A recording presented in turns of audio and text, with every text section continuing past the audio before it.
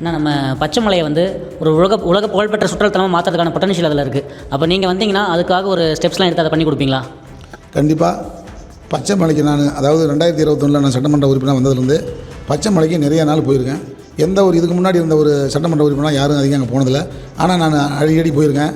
அங்கே வந்து மக்களுடைய அந்த எஸ்டி மக்களுடைய வாழ்வாதாரத்தை இது பண்ணி நான் சட்டமன்றத்திலே பேசினேன். சட்டமன்றத்தில் பேசி அங்கே ஒரு 108 ஆம்புலன்ஸ் ஒன்று கேட்டேன். அந்த ஆம்புலன்ஸ் ஒன்று கொடுத்தாங்க. நான் கேட்ட பிறகு தான் அதை கொடுத்தாங்க. பச்சைமலையுடைய மக்களுக்கு செல்ஃபோன் வந்து டவர் எடுக்கிறதில்ல.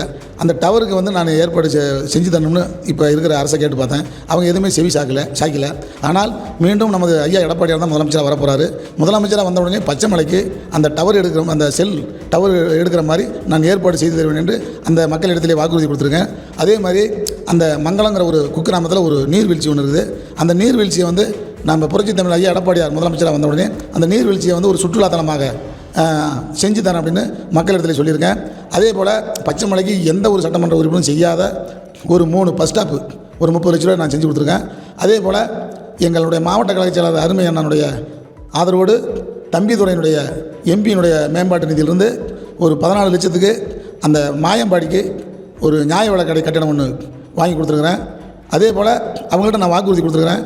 நாம் இப்போ புரட்சி தமிழ் ஐயா எடப்பாடியார் முதலமைச்சராக வந்த உடனே உங்களுக்கு பசு வசதி வந்து கம்மியாக இருக்குது. பசு வசதி வந்து நான் செய்து தரேன்னு சொல்லியிருக்கிறேன். அதே போல் எஸ்டிக்கு நிறையா ஃபண்டு இருக்குது. எஸ்டிக்கு நிறையா ஃபண்டு இருக்குது.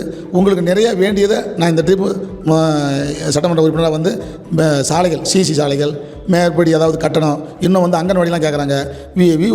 விஓ ஆஃபீஸ் கேட்குறாங்க. சமுதாய கூடம் கேட்குறாங்க. கல்யாண மண்டபம் சமுதாய கூடம் கேட்குறாங்க. அதெல்லாம் நான் செஞ்சு தரேன்னு அங்கே வாக்குறுதி கொடுத்துருக்குறேன். ஆனால் அங்கே இருக்கிற பச்சைமலையில் இருக்கிற வாக்காளர்கள்லாம் நம்ம எம்எல்ஏ வந்தால் தான் செய்வார். வேறு எம்எல்ஏ இன்ன வரைக்கும் யாரும் இந்த மாதிரி வந்ததில்லை.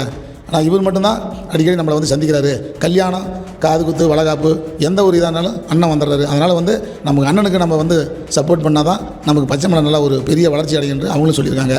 கெங்கவள்ளி விவசாய பெருங்குடி மக்களும் வாக்காளர் பெருங்குடி மக்களும் எனக்கு இரட்டை இலை சின்னத்திலே வாக்களித்து வெற்றி பெற செய்யுமாறு வேண்டி கேட்டு உங்களுடைய பொற்பாதத்தை தொட்டு வேண்டி கேட்டுக்கொண்டு நன்றி கூறி விடைபெறுகிறேன். நன்றி, வணக்கம். ஆனால் நீங்கள் இந்த தேர்தலில் வெற்றி பெறவும் அந்த தேர்தலை நல்லபடியாக எதிர்கொள்ளவும் சேலம் ஆத்தூர் 360 சார்பாக உங்களுக்கு வாழ்த்துக்கள் தெரிவிச்சுக்கிறோங்கண்ணா. அன்பார்ந்த சேலம் ஆத்தூர் 360 யூடியூப் சேனலுக்கு எனது மனமார்ந்த வணக்கத்தையும் நன்றியும் தெரிவித்துக்கொண்டு நன்றி கூறி விடைபெறுகிறேன். நன்றிங்கண்ணா.